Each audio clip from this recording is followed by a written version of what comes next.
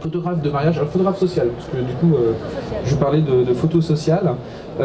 Par la loi, c'est considéré comme un métier artisanal.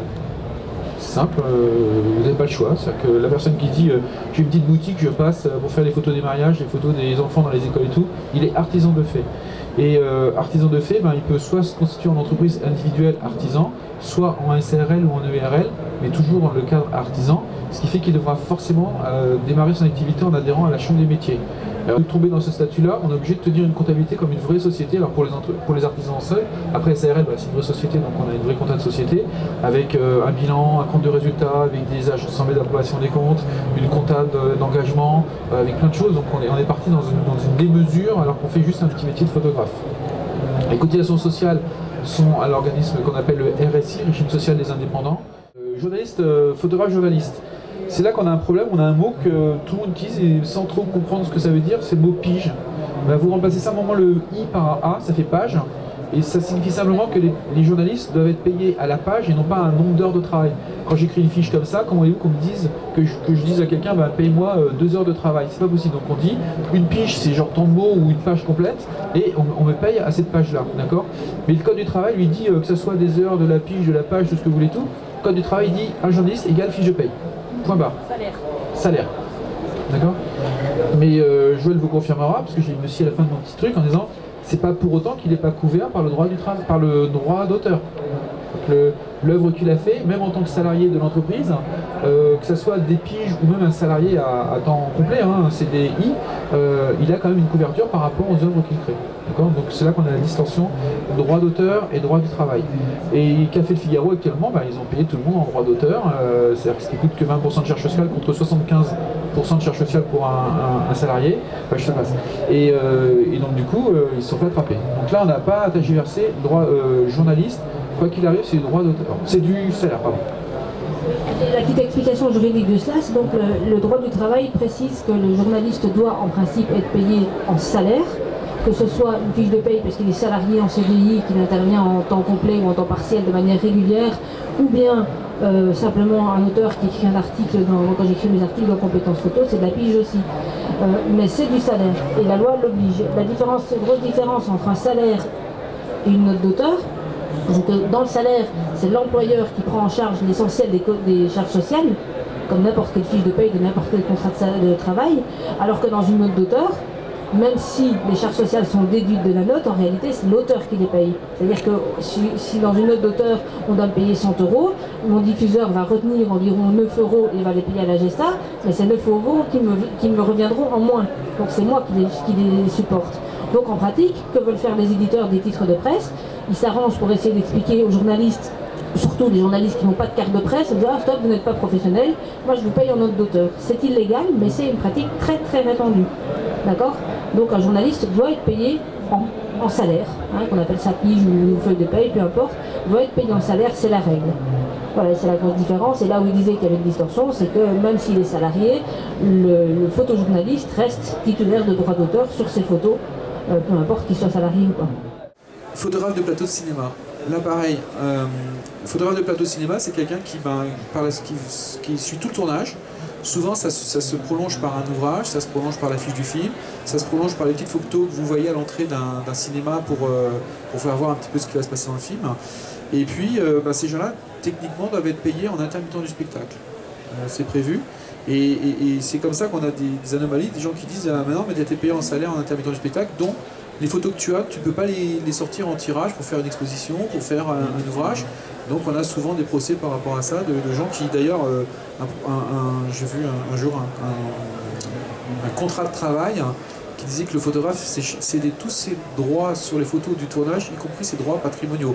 Ce qui doit normalement faire hérisser le poil de Joël. Ses droits moraux, tout cédé. C'est impossible, ça n'existe pas. C'est comme si je dis tiens, je cède mon doigt. On ne peut pas couper.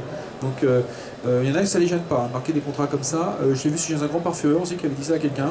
Photo pour un parfum et tu cèdes tous tes droits, y compris tes droits moraux. Mais légal. Donc le photographe il me dit qu'est-ce que je peux faire, je dis bah rien, de toute façon l'article il est nul et non avenu puisqu'il est illégal donc on s'en fout. C'est le genre de clause, si vraiment le photographe veut le boulot, il la signe, mais la clause elle-même ne vaut rien. Donc sur cette base-là, il pourra malgré tout, s'il a les reins solides financièrement et le courage de le faire, il pourra malgré tout assigner le producteur, on va dire, en contrefaçon, en disant écoutez, désolé, là vous publiez des photos, il n'y a pas mon nom dessus. Et le producteur va répondre mais attendez, vous avez cédé vos droits moraux, y compris le droit à la paternité qui oblige à mettre le nom de l'auteur. Et le tribunal dira mais non, cette cession-là est impossible, le droit il est incessible, imprescriptible, intransmissible. Alors, photographe AGSA, très simple, c'est un travailleur indépendant dans la catégorie des professions libérales. J'entends tout et n'importe quoi sur le statut des RSA, les gens qui disent « Ah non, mais moi je préfère être freelance », quelqu'un m'a dit que c'était pas bien dans l'entreprise individuelle, l'autre dit « Non, mais moi je préfère être bénéfices non commerciaux », c'est la même chose tout ça. Quelqu'un qui est profession libérale est imposé dans la catégorie des bénéfices non commerciaux, la catégorie juridique d'entreprise c'est une entreprise individuelle, et puis dans la rue quand il se promène, tu fais quoi comme métier? Je suis photographe freelance. C'est la même chose, d'accord? Mais j'ai vu des gens râler en disant oui, j'ai vu un copain qui m'a dit que tu m'avais foutu dans la catégorie des professions libérales, c'est un peu con, j'aurais préféré être dans la catégorie des freelances. J'ai entendu ça, hein, d'accord? Donc, c'est une catégorie qui permet d'être très très simple en termes administratifs, en termes de plein de choses. Pas de statut, pas de capital, la création d'entreprise se fait très très simplement avec un formulaire autocarboné, non maintenant c'est par internet, avec quelques indications.